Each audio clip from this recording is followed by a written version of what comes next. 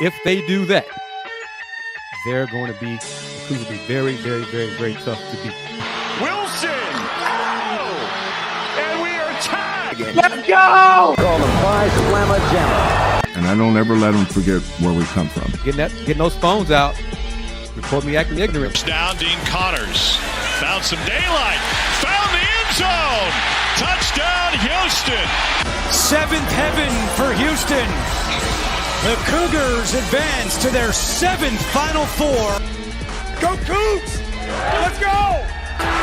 It's so good! The dream remains alive for the Houston Cougars! Welcome into a LRC After Dark show following 8th-ranked Houston Cougars in their 77-66 victory over the 16th-ranked BYU Cougars in Provo. Big night for the freshmen all around for both Houston and BYU, but ultimately Houston's freshmen were able to help carry the Cougars over to the finish line. Kingston Flemings finished as the leading scorer for Houston, 19 points, 5 rebounds, 5 assists, only 1 turnover. Kris Gardner, 16 points, 5 rebounds, and battled through foul trouble for much of the night. But we'll get into the matchup. There were stretches there where Houston, they reminded me of old Houston, a lot of the offensive rebounds down the stretch in crunch time. But welcome in everybody that's joining us, watching us live on Sunday morning, early Sunday morning here, Central Time. This is Rage Coogs presented by the Saxenian Family. Big shout out to Steve Saxenian. A big shout out to Star Pizza for being our secondary sponsor in this edition of Let's Rage Coogs. Dayon, Kris, first, how are y'all doing on this Sunday morning? And second of all, what y'all think of Houston's victory over BYU? Solid win. Salute to everybody for joining us this morning. I really didn't have any doubt because when it came to it, I didn't believe BYU could stop Houston when Houston needed to get a bucket, and that proved to be the case. AJ DeBonsa played well, and he was efficient, so that was a plus for him. He missed a lot of free throws for him, but kudos to Khalifa Sacco. He produced. He played well. He seems to be getting more comfortable and more confident. That's a positive going forward. With balanced scoring, Kingston and Kris led the way. Good win, great win. Balanced scoring, balanced rebounding, tough defense, timely rebounds, timely shot making. I mean, it was a good dub. Good dub, man. I'm feeling good. Good dub tonight. And Dan touched on it right there about timely rebounding. Cougs got 6. I typed it before it appeared on ESPN. Cougs had 6 offensive rebounds in the last 3:45, or the span of 3:45, late in the second half. And you could tell it kind of sucked the life out of the crowd because they were like, oh, come on, y'all, get a rebound. Get one of these. But the Cougs, they found a way to keep offensive possessions alive. And as Andy said, that's a good example of Cougar basketball down the stretch. Rebounding had been a question mark a few weeks ago. They now seem to be doing a better job crashing the boards. No word on Isaiah's injury. And I'm just going to say this honestly. We're not there. Okay, so it's going to be real hard for us to find out that kind of update unless Joseph Duarte or somebody who's at the game posts it. So apologies for that. But yeah, we're not there for that. We're talking about this game. Really, we got to start off from the beginning. Kris Gardner and how aggressive and assertive he was for Houston. He was a big reason why they were able to jump out and build an early cushion. That I know there were stretches there towards the early second half where BYU made its run. They took a lead there early in the second half, but from that point forward, Houston was really, even though they were down, it seemed like they were in control for much of the game, and a big reason for that was that good start that they got from Gardner early on, right out the gate. They went to him early. That's what Dayon has wanted. He got shots. He got touches. He scored on putback. He scored the mid post. You know, I mean, he showcased his skill set. And sometimes I wonder if folks on the staff watch this show because he got a lot of mid-range shots like that. So it's good to see. You muted, brother. You muted. Yeah, he made some timely mid-range jumpers too, Chris. Timely, much needed. But yeah, I think getting him going early not only gets him involved offensively, but it just gives that extra spark that that we need. But big time from him. I'm really just more impressed with the balanced rebounding. I think that's I'm sure Coach Sampson and staff, as we welcome in the Fluff McKiver, top 3 in Houston all-time 3-point shooters, With a beard now, legendary. the graphic, he was younger and less Hey, facial hair, right, Fluff? hey, baby face, light on his feet, a Bucky, you better beware. The legend himself, Big Elm City Elite. Talk to me, Fluff. Talk to me quick. Don't talk Big to me Coogs, Big slowly. Coogs. Shouts to Elm City Elite, but they take a little back seat tonight. On that. Big Cougars tonight. We're gonna focus on the Cougars tonight. You know, big statement win. Man, it's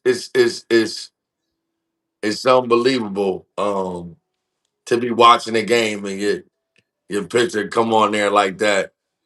You would have to know where my environment is, where I'm from. And you see that my people, everybody call and say, "Hey, bro, you on the screen." It's like when I was actually playing, I was so dived into the mission and the motion that we had at the time of what we was trying to accomplish. But to be on the other side and watch that, it's people lie. They say they don't make you smile. That made me smile tonight. I'm like, yeah, there you go, young fella. I see you out there. But shouts Fluff, to Sharp moving what are your closer thoughts to on Sasser. Chris and Knack early going? Say it again. Your thoughts on Chris and Knack getting the offense going early? Man, listen, when he hit the tray ball, that's when he hit I know y'all talking about the mid range, but when he hit the tray ball, I said, "Oh, okay, we rolling." Um, I think like you said, Chris, I think uh people are listening to our show and going back and writing things down because it is what it is.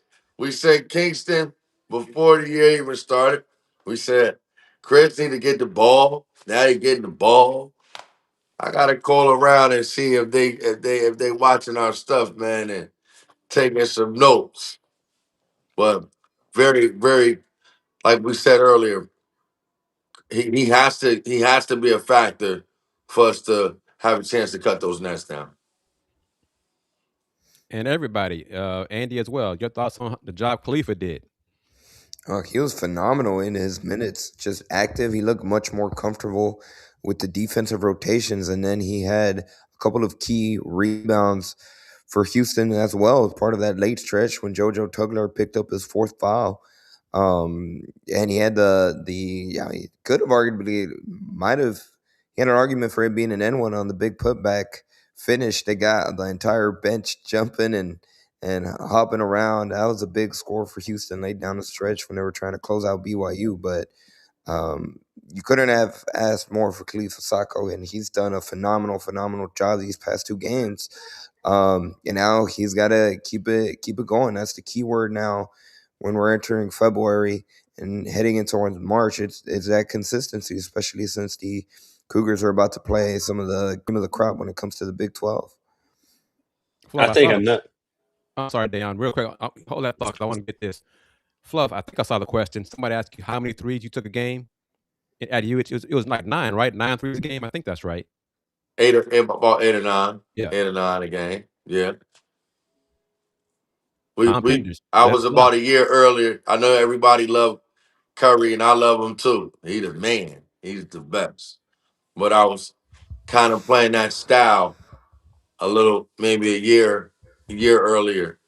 I don't know why, but I tried it and they let me do it. So, yeah, about 8 or 9 though, Chris. You got buckets because you made them at a good clip. That's why, man. All right, Dan. I'm sorry, brother. Go ahead. Oh no, you good. I was just gonna say, just kind of talking about we got to mention the playmaking of Milos. We talked about it in previous shows, and when he ain't making shots, but when he's on ball, being able to make plays. What you guys see from Milos tonight and him making plays tonight? I that was great to see. I actually, you know, in a nerd type of way, see things that didn't work out. That's gonna work out if that makes sense. So, towards the end of I mean, he had a great, all around game, but towards the end of the game, he caught it on the top. I think Kingston threw it to him, and he was super aggressive, spent the lane, and he missed his shot. And I was like, damn, we need you to be like that. You know what I mean? Not as far as shooting the ball, just of being aggressive and making an offensive play. I think that is huge that he keeps that mindset of facilitation and scoring, and leadership. And I like the overall balance with the scoring, and then if necessary, Kingston, you close it out. Yeah. I like that Yeah. Kingston. Yeah, because I really enjoyed. I guess it was Fran Fraschilla who said he noticed down the stretch that Kelvin was calling a play, Coach Sam's calling a play, and Kingston's like, "Coach, I got it. I got it." That's what Jamal Shedd used to do. Coach, I got it. It's under control. I got it. We're gonna run this play. I got it. Great to see. They talked about Jamal too. Cougs run. The Cougars run the show. You know what I mean? They talked about Shad tonight too. Houston Milo's runs the Big 12. Milo's using in this game had 8 points, 5 assists, 3 rebounds to go along with it. I mean, once again, back-to-back nights where you look, or back-to-back games, I should say, where you look at the rebounding stats. And again, going back to my comment earlier about Houston looking like Houston, everybody that played in this game for U of H got a rebound. And looking at Emmanuel Sharp, he had 4 rebounds. Milos Uzan, he had 3 rebounds. Flemings had 5 rebounds. Mercy Miller had 2 rebounds.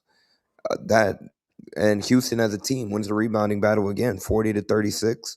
Like we mentioned, down the stretch, they got a key offensive rebounds that Kris, like you alluded to, really were backbreakers to BYU when they were trying to make their rally and trying to stay with it when it came to Houston. And another really area of this game that Houston took advantage, or at least they made most out of their opportunities. BYU shot 13 more free throws than Houston. They only went 16-28 from the free throw line, as Houston they went 12 for 15. So that was a key factor in the outcome of this game as well. Fluff, as a player, as a coach, Dayon as a coach too, Andy as a coach, all of y'all. How frustrating is it when you're on defense, you force the miss, but you don't get the defense rebound and give up the offensive board? That's the worst thing, and not the worst. It's top 3. Look at Frustrating as Andy shaking hell. his head. It's Yeah, it's it's frustrating as it's hell. it's top 3 because it's almost like you made all those rotations and efforts for nothing. Yeah. Yeah. And the key is, it's unbearable. It's unbearable. That's my answer. Well, yeah, and nothing's worse than they get an offensive rebound that leads to an N1 putback or something like that. That's a backbreaker. Those are backbreakers. Yeah, deflating. It's deflating for I want to sure. say I was, we don't tell people everything we talk about, guys, but I want to say I was wrong about something I said in the grouper. I said that AJ will only get 18. I was wrong. Mhm. What do you think I about his was game? wrong What do you about think? that. What do you think about? Do you like his game? I love his game. I think they made a good point. I'm not sure if it was Fran Fraschilla or the other guy, but they was like everybody's talking about this and that, but only way to stop him is to send 3 guys at him, and we sent 2 to 3 at him all night. So I think he's need to work on his reads and things like that, but he's big time. And he's a tough cover for Kris. Yeah, That's a different position. Yeah, Kris is a when you watch AJ and you watch Kris, that's a 1, 2, 3 versus a stretch four yes, kind of, right. Hmm. you know. And them tonight, you can see the separation of, not good or bad or worse or better, just different in what they will be in the show in the NBA. Right.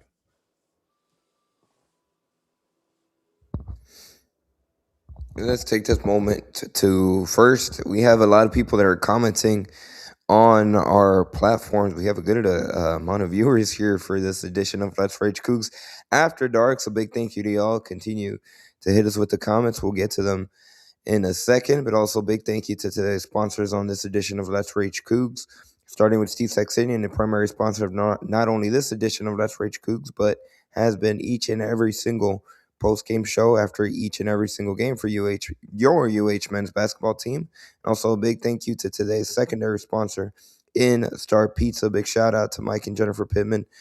With multiple locations throughout the Houston area, Star Pizza is your go-to stop before or after the game. Be sure you check them out Sunday as they are already geared up. Star Pizza cater for your Super Bowl party tomorrow. So make sure you hit them out, visit any one of their locations, and most importantly, tell them that you heard about them here on Let's Rage Coogs.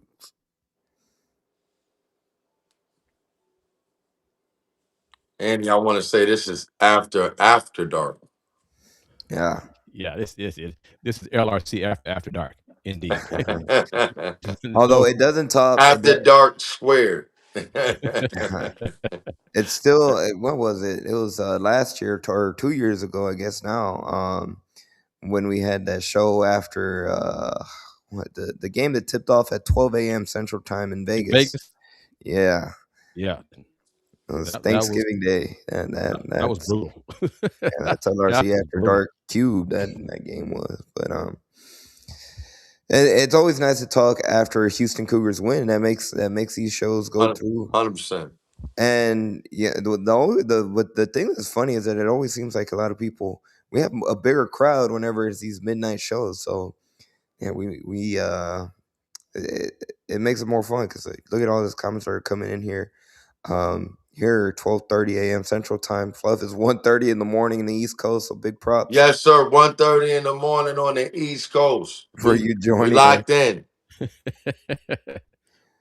This question, for me, I Crabtree, and I saw them play earlier, and they dominated Oklahoma State. But what do you guys think? How do the Cougs match up against Arizona? Listen, this is what I'll say. This is what I'll say. Is what's the kid's name? What's the guard's name? Jaden Bradley. That's Uh, him with the braids. He's he's so crazy. He's so good. I'll be like the guard with the braids. But listen, if we could offset him, never forget that Bury's is it Bury's? Braden Burries, yeah, him too. He's a freshman. He's Mo young. Pribus, or Pete, yeah, they're loaded. You got Mo P. You got the big. I mean, listen, if we could get two out of those three under control between Jaden Bradley, Mo P, and Burris, you know, if we could get two or three of them under control and Kingston have a big game, I got the Cougs by 5. And it's a home game. It's part of a stretch Yeah, I mean, of so Arizona, Iowa State, and Kansas. it's gonna be hard to beat us at home too. So as much as it's a big time game and it's so much, not so much on the line, but you know who's the best team in the Big 12? Right now we have to say Arizona from what the stats and the records show, but it's gonna be hard to beat us in Houston, Texas, February 21st. I think we match up well. I think we match up well. I think their inside presence with they're too big, especially the one coming off the bench. I think we got to control the glass. I know it's always points of emphasis with we control the glass, not give up too many second chance points. I like the guard matchup with Bradley, Berries, Kingston, Milos, and Emmanuel. I think we match up well. I'm excited to see it. Our 3-on-3 Coming is I'll take our three. in. No question. If we of course the question was the matchup, but I was just explaining if we could get two. Mo P is more on the front line, and we can get Mo P under control, which I think we will. I think Tugler will have that under control. The key is him not getting in foul trouble. Yeah. Mm-hmm. That's the key, is him not getting in foul trouble. But if we could keep Mo Pete under control, I think we win that 3-on-3 on the perimeter. Fluff, speaking of foul trouble, what did you think of? I mean, Houston committed a lot of fouls in that second half. Like, they were in the bonus very, very early in the second half. That's part of the reason why BYU got up to 28 free throws. And what did you see from Houston in some of those instances? Just kind of late to the ball. Sometimes we get those calls called on us when we're sometimes you rotate a little late and you grab. It's like we get a lot of fouls like that too. Just a little tad too late to the play.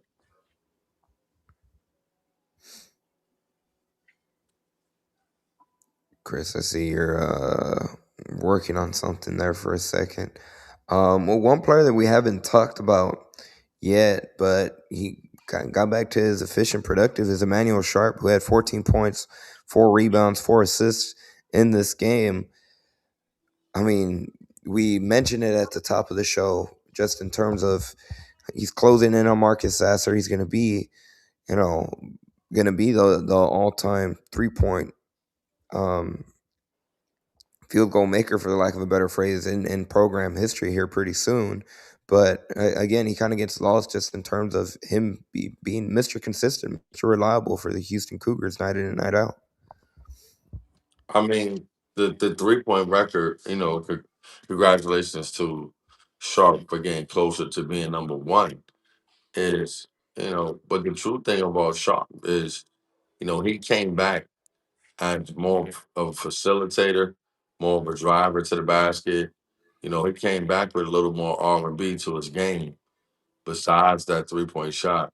And I think that's why he's been, even more consistent this year.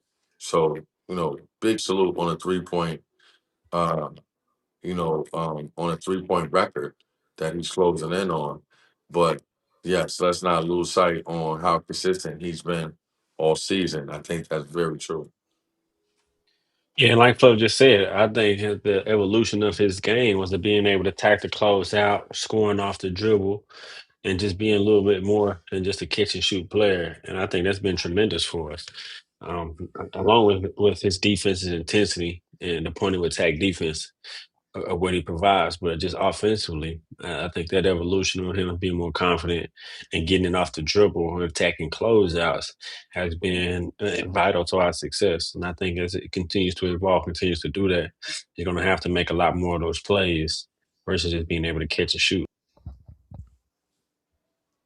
Or, even feeling like he just has to rely on that particular shot, all game.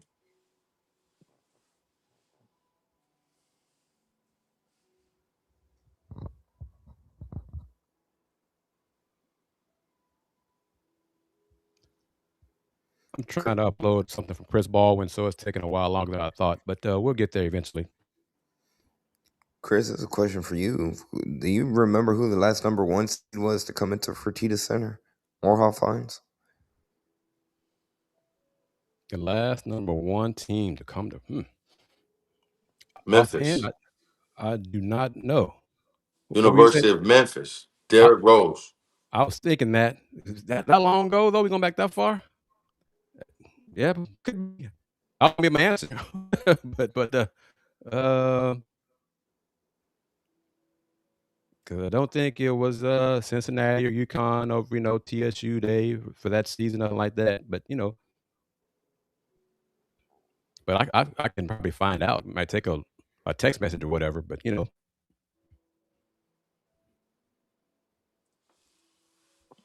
Derrick Rose, University of Memphis.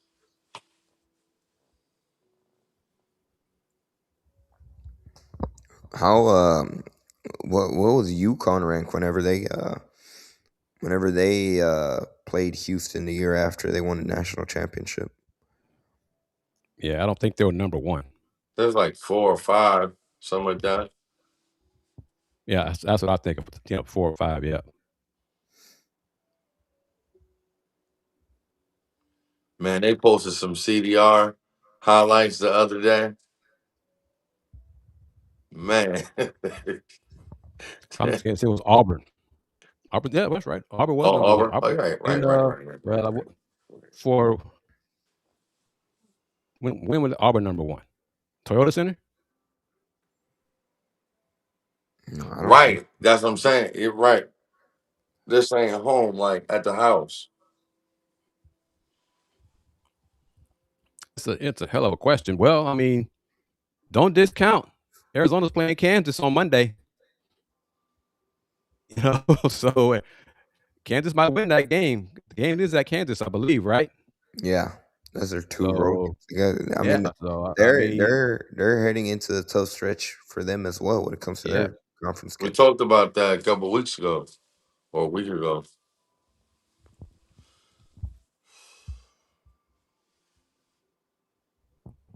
So Kansas could win. Arizona might not be the number one team coming here on February 21st. UConn lost. Illinois lost. Duke lost. Duke lost a nail biter today tonight. So that's 3 teams right there who were ahead of Houston in the coaches poll or whatever. Not a big deal regarding net rankings and things of that sort. More important, but conversation piece.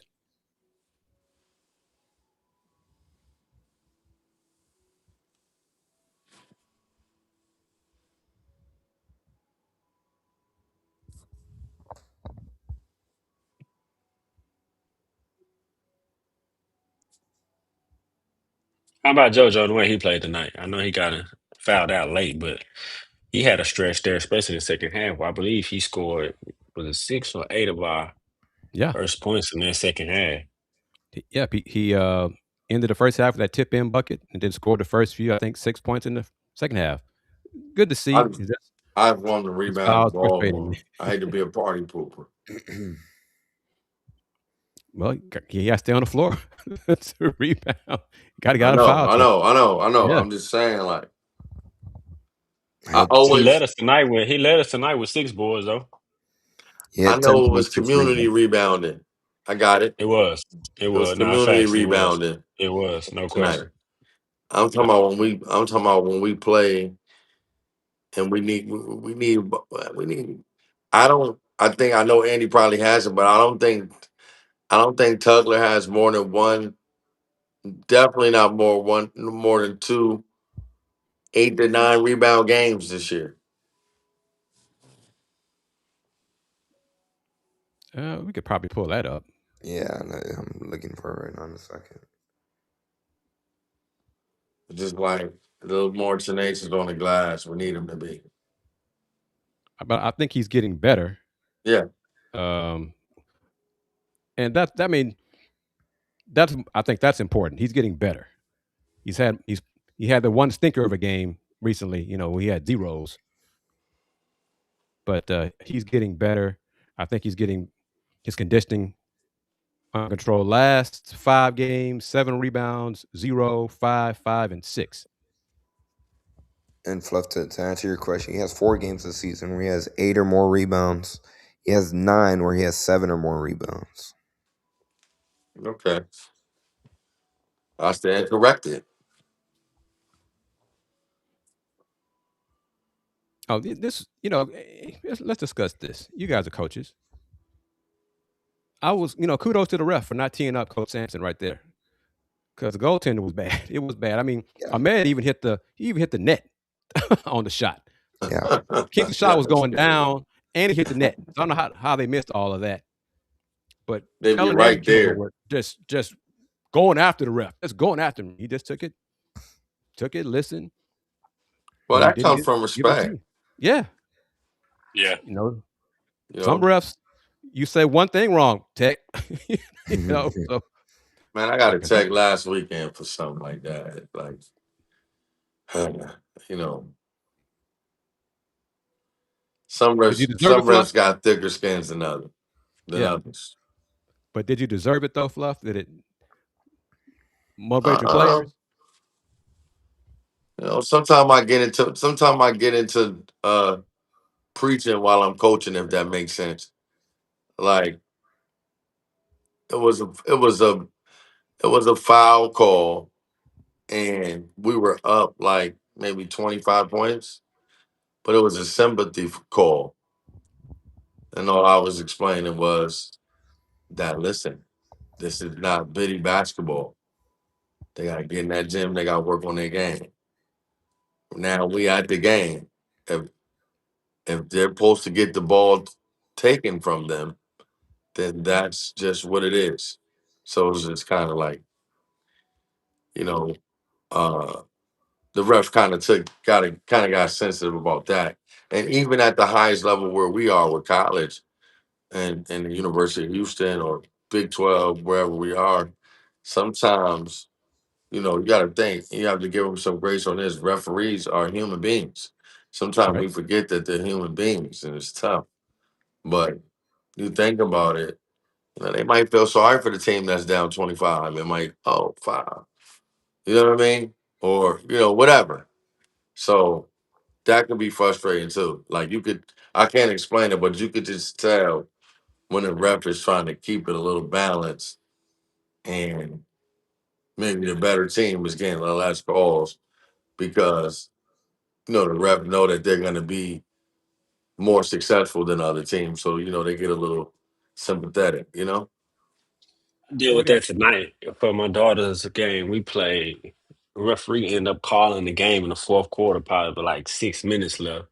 Other coach coming over asking me if I can ask my daughter to stop playing so physical. And it's like these little girls is grabbing and pushing and asking me, "Can you please?" I'm like, "No, no, it's fouls on both sides. I'm not doing that. No."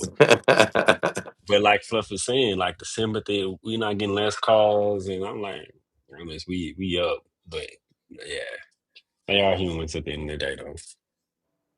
What do y'all think about this? Coach has to find better rotation when Sharp goes out. You can't have that many non-shooting threats on the floor with Kingston. I agree. I agree. That's because they loading up the box. They're gonna wall up on him. Then they That boy sending is two at them. dangerous in that lane. Hmm. So, we gotta have a shooter on both sides of him. At least one side of him. Or at least, where he can see. We have to have a shooter on the floor at all times for Kingston. Okay, but who is that when Sharp goes out? Who is that? I didn't say I had the answer. uh, it's Hardwell or Mercy. Yeah, I mean Isaiah knocked down a three, and he got injured.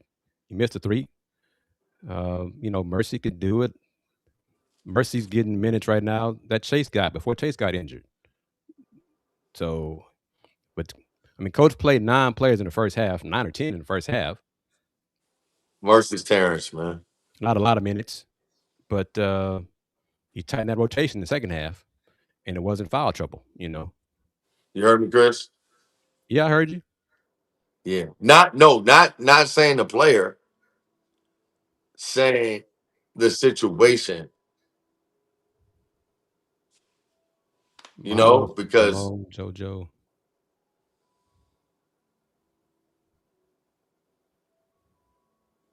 wow, Miami of Ohio is 24-0. That Yep. slipped my mind. I didn't realize that.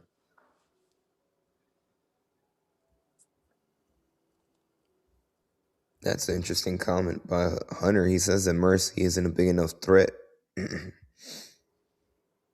not a big enough threat from three. I think he's just a threat as a scorer, even if it's not necessarily as a catch and shoot 3-pointer. You can If you think about it, how many catch and shoot threes guys we have? Emmanuel, That's Chase McCarty, but Chase McCarty isn't as consistent. Same with Isaiah Harwell. Same with Milos. What are we shooting? What are we shooting? He got good looks tonight. He just didn't knock him down. Milos? Yeah. Yeah. I mean, he was 2 for 5 from 3. That's 40. 0 for 5 from 2.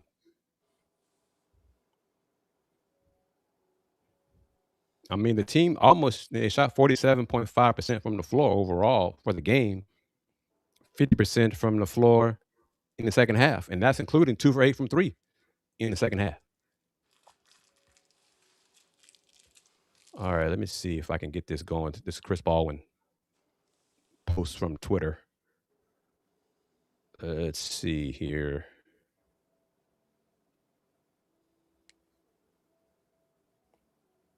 So Chris is at the game, everybody. Chris Baldwin, Paper City Magazine, is at the game. And so I'm going to try to load this up and then show it on the screen for everybody to take a look at. So just give me a moment here. Y'all want a full screen, or do y'all want to see it yourselves? Doesn't matter. Make it full screen, Chris. All right. Let me do a couple of things. We're on four basketball, Andy. For transition. Hold up.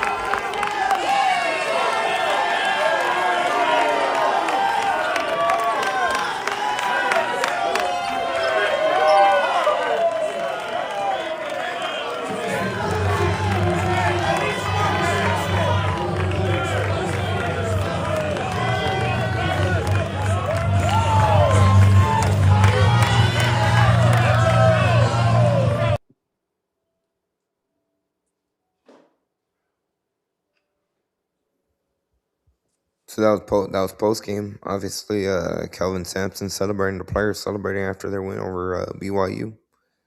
And kudos to Chris Baldwin for being there and providing that footage. Chris Baldwin from Paper City Magazine. Let me get all out there. You know, seeing that clip, we haven't talked about it, but the key controversy from the week about Kelvin Sampson and the comment he made. Well, it was post game on Wednesday after Houston beat UCF. I'm curious to get your thought. What do y'all think about? The choice of words that Kelvin Sampson said, calling the university poor, and then the reaction to it after, and then him having to clarify the day after. He even set an example, in comparison to other Power 4 conferences, schools, all that kind of stuff. He didn't elaborate much when he said it Wednesday night after the game like he did later in the week. But it is factual. I touched on it during our Let's Rage Coogs that night. I referenced it. How, in terms of where we rank, there was a poll, and CNBC poll, in terms of athletic budget, out of 75 schools, public schools, universities, Houston like 73. And some of those schools, one of those schools was like San Diego State athletic budget. So that's not even a Power 4 school. Wow. So accurate. That was accurate. Part of that is also not full media share, but in terms of San Diego State didn't have the revenue from the American. They're Mountain West revenue. So why are they ahead of Houston? So coach is accurate regarding revenue, but the full share will kick in fiscal year July 1 from the Big 12. So that will be a big help. But regarding NIL and can't pay players what they want or certain players, all those things, an example of that not paying players or being outpaid, played for BYU tonight. Yep. Abdul Ahmed, big fella, was one of the first guys from the G League to go back to college. He had committed to Houston. And then his people said, no, let's go take a visit to BYU. Well, who did he play for tonight? So he committed to Houston. He took a trip to BYU. BYU said, yeah, what are they offering you, whatever? Yeah, we got that. He committed like the next day. That's a tangible example right there. They gave him an advance too of the situation that we are in currently. Why is that, Kris? And it might hurt for a key player in the class of 2026 who's looking for a certain level of money that Houston does not have yet in its NIL budget or its athletic budget. This is the reality of the situation. But one thing is clear. Revenue, the Big 12 full share has been an issue the first 2 years. Have not received a full share. We all know that. But Dayon knows it. Andy knows it. Fluff as an athlete knows it. Football makes college athletics go around on the Division I level. Yes. When you do not have great, consistent, sold-out crowds and have great, consistent season ticket sales for football games, that has a direct impact on your athletic budget. It's true. So that is a fact. So Dayon, he's heard me say, y'all have heard me say it for years. If we stop or continue only buying football tickets to see the opponent rather than our Cougars, then we are going to continue having limits in athletic budget. That is a fact. Other issues about Houston athletics doesn't market to the younger alums. That's another issue. I think is improving. But the overriding issue is Houston football season ticket sales. Has to get better. And our fans who are watching this show, most of these fans probably have tickets. So we're preaching to the choir. It's everybody else who is an alum, who doesn't buy tickets, who hasn't bought tickets. Football stunk. I remember, Andy, when was it? How long ago was it when I told you that 5 Summer Jamma games didn't sell out? No, that was this year. You were shocked when I said that. Yeah. Okay. Think about how good those teams are, how much you hear about it. They had their own 30 for 30 for crying out loud, and they didn't sell out. You know, and there are a lot of, and this is a reason complicated about it's a pro town. We know it's a pro town. Okay. But we have 300,000 alums in this area, greater Houston area. We can't get 30,000 of them to buy season tickets. That's 10%. In the Big 12 conference, it's not like they're still asking. And we're now in the Big 12. So now we got better teams that you want to see. That you say, well, teams. I don't want to see Memphis play. I don't want to see North Texas. Okay, well, that's not the issue anymore.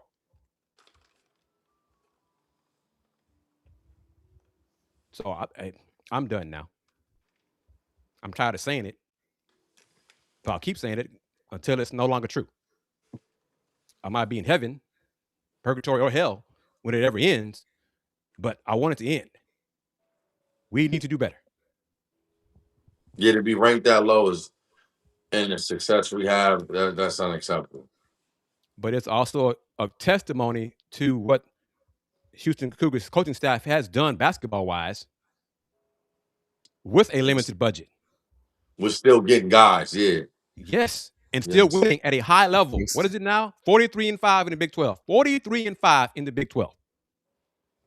11 straight years, 20-plus win seasons. They've lost one road game in the last, 19 road games, 18, 19 road games. That's amazing. Coach did say though, our players are receiving their pay of their worth. So they're not being paid less than their market value based on who they are. So that's also big. And that's a plus. And that's one thing Coach has said to media during Zoom calls as well, that once guys get here, they're taken care of. But there are players who are in the portal, high school seniors, who are looking for bigger bags and to come here. My question to that is, and no, I don't think any of us might have the answer, is when when people say that the landscape has changed with college basketball, and I want to really drive this home, Andy, and I want to post this for him, right? Is when we talk about the landscape of college basketball and we talk about the portal and everybody's in the media, or from dads to AAU programs to parents, whatever. What we're not realizing is there's a myth that's being promoted out here about the NIL and the portal and all these other things. What I mean by that is this, like Dayon had said, is guys are getting paid what they're worth as far as what their market value is, team to team. So what's the myth is how much you're gonna play is, and especially in the beginning or probably throughout. I'm not there. I don't know. This is not just the University of Houston. Anywhere is the guys. This is why they call it amateur too, because the guys that are at the top that get the most money, 9.5 times out of 10, they're gonna be on the floor. So I'm saying that to say, parents, when you out here and you picking the school, when you're negotiating, you should have a good mindset or a good head on your shoulder, like, whoa, those 5 are coming back. I know they probably made that last year. They're probably gonna make this year. I'm not gonna play. Right. My child ain't gonna play. You know what I'm saying? But we got parents, and people online are watching what's going on and going, oh, they got the 24-year-old, the 25. No. When you go negotiate, you can tell from what they offer you if you're going to play or not. That tells you everything. I mean, do I have it right, Kris? Does that make sense to us? Yeah, it makes sense. If you're going to negotiate and say, I'm coming to the University of North Carolina, wherever, you know what I mean? You can tell. They're going to tell you what your market is. They're going to offer you what your market value is. So whoever's in the portal, whoever's coming out of the portal, whoever's coming to the team, that has nothing to do with you, because your market value is going to be where it is coming out of high school or that first university you go to. And no, I don't drink coffee. Complicated. That's funny. The funniest thing about these Another late factor shows. is like Big East schools that don't have football. UConn, period. Let's say UConn. Yeah. They got football. I'm talking about I Division know what I you're saying. football Go ahead. budgets. But yeah, they can have Big East schools can allocate more to basketball budget rather than football.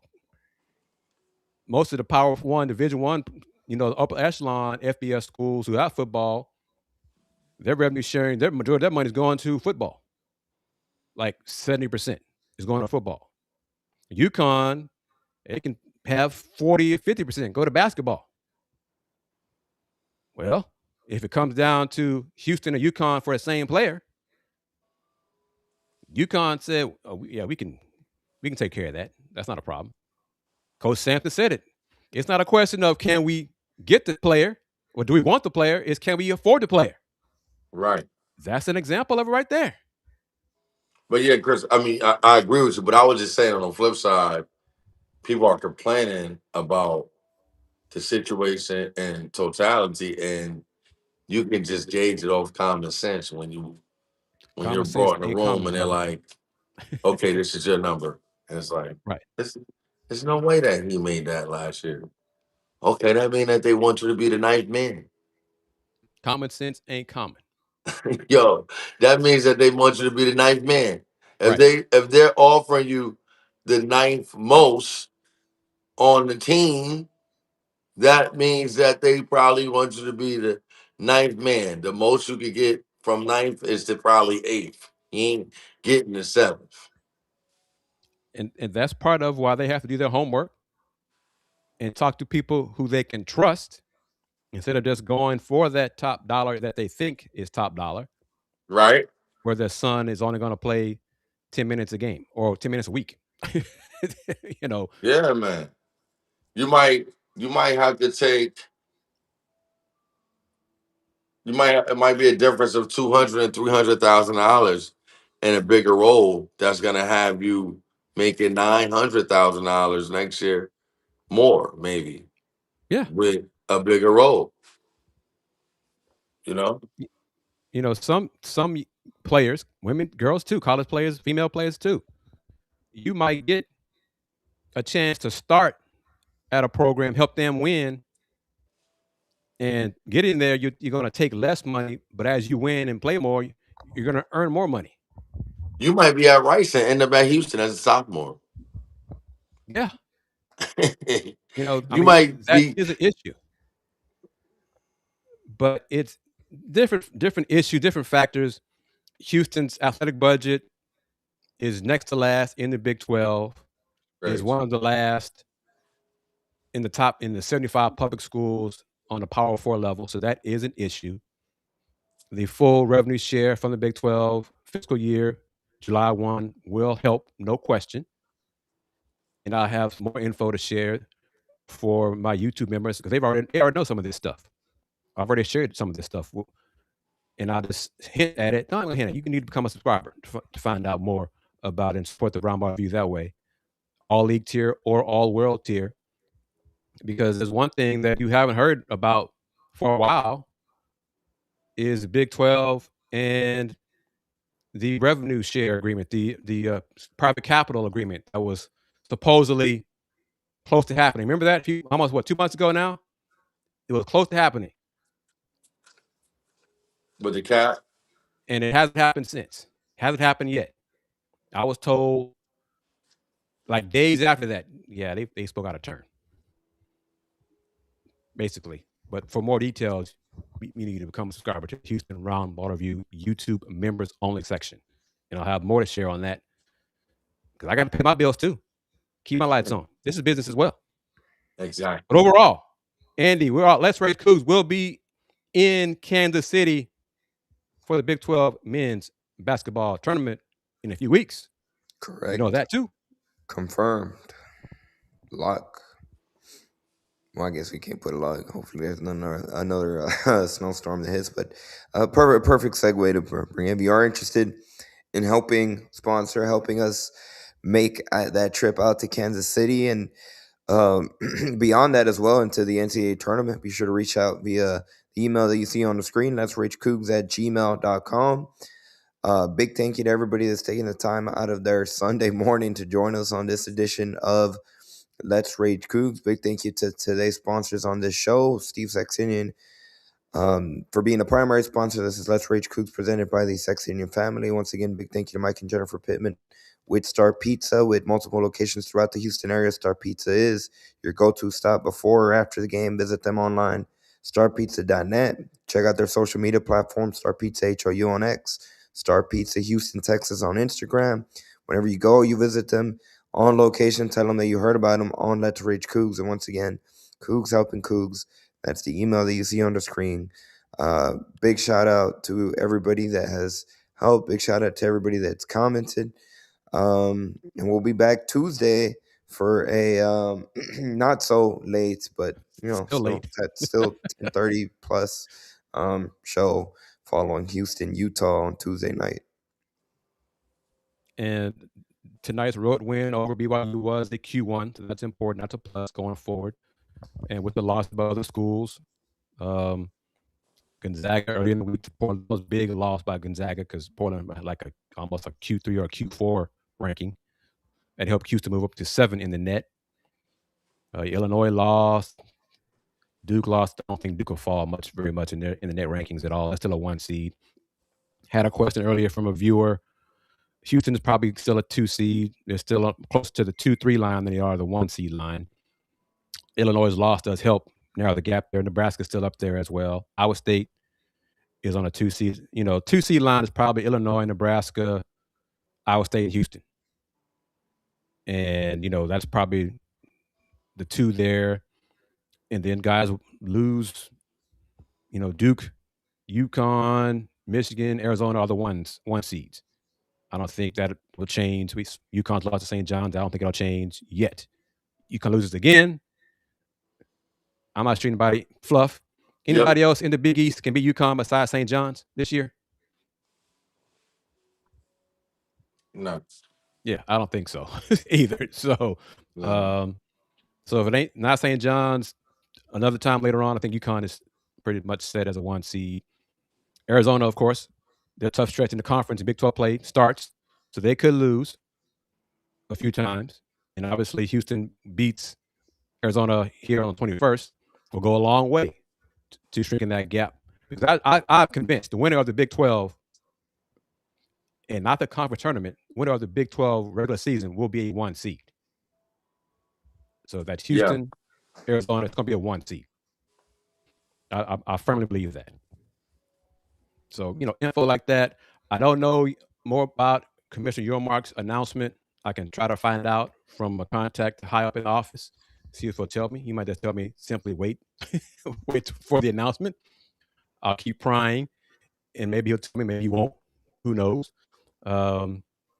But as I said, Fluff, he wasn't able to join us Wednesday, but he knows because he has been approved for the Big 12 tournament. But all 4 of us, once again, if you weren't able to join us on Wednesday, we were approved within 24 hours of applying for the credentials to the Big 12 tournament. All 4 of us were approved within 24 hours by the Big 12. I mean, we're doing the right thing on this show. Yes, no doubt. They recognize the name, they recognize who we are, and they respect what we're doing. They appreciate the grind. So that's what I'm proud of. Tiebreaker rules: if we beat Arizona head-to-head, common opponents. It's the most important one, and they only play once this year, so that's a big one. Yeah, head-to-head, common opponents, and that would be 3rd, 4th, and 5th place, something like that. Those teams, 3rd, 4th, and 5th. It might be an issue because Houston and Iowa State only play once. So which I hated. They really messed up scheduling this year, conference-wise. Houston, Arizona twice, Houston Tech twice, Houston, Iowa State twice. Coach Sampson probably would hate that, because of the matchups, but still. Be great for TV. Fluff, do you think Villanova has a puncher's chance to beat UConn? Villanova? No. No? Okay. Didn't they lose today? Villanova? I don't remember. I know they played today, but I was watching the score and thinking about how they've fallen off. I hope they beat them. Sure. I hope so too. I'm a Connecticut, but I'm a H-Town down. Yeah. So yeah, let's wrap it up. And let me say this. I want to go first, second, whatever. I want to thank Mitch Harper from the KSL Cougar Tracks in Utah for having me invited me to be on his show to discuss the Houston Cougars angle of the Battle of the Cougs.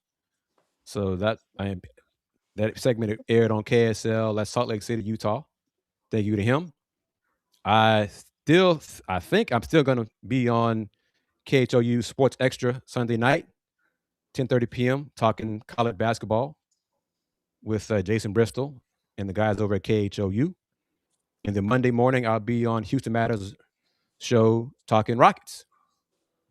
So run the gamut. Houston Roundbar Review.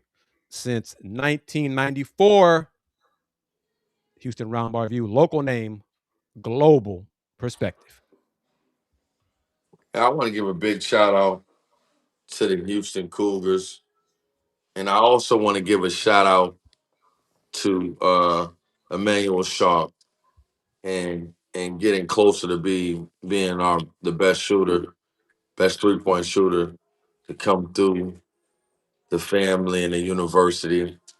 And I want to let everybody in New Haven, Connecticut know that I'm from the city. I played at the University of Houston.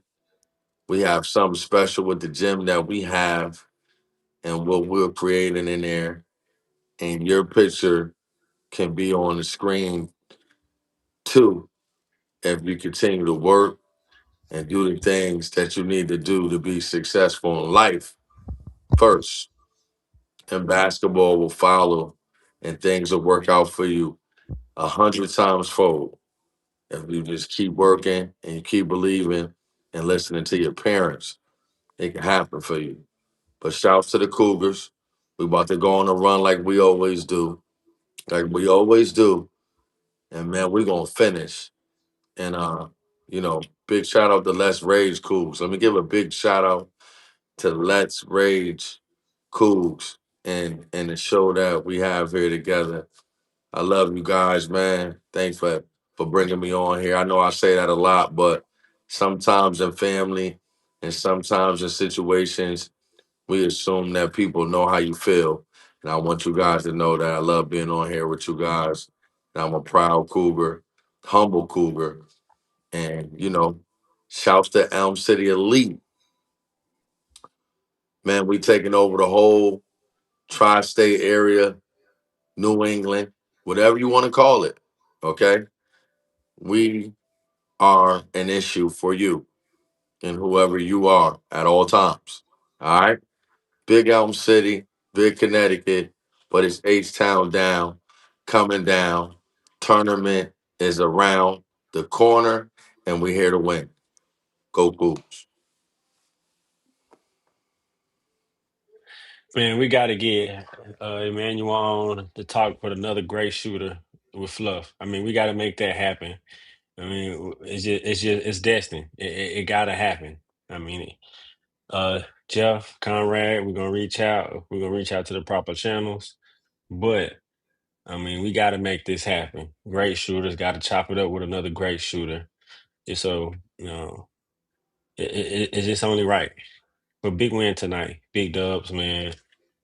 Great job of rebounding. Just playing Cougar basketball, man. I'm just loving the different ways, the different styles that we can win. And being led by our sensational, dapper, dandy freshman, as Mr. Vital would say. You know what I'm saying? I just love this team, man. I love Coach Sampson. I love just the hard nose, underdog mentality that he's embraced and built around this culture with the basketball program. And I'm happy to be a Cougar, man. I think it just fits well with him. And hopefully, like everything Kris talked about with the support from the football and getting all the way around financially, it got to come. It got to hit a 360. And it's going to start with us fans packing out TD Stadium, packing out for TD Center night in, night out, no matter who the opponent is. I mean, Cougs in town, and it's going down. Support us. Always go Cougs.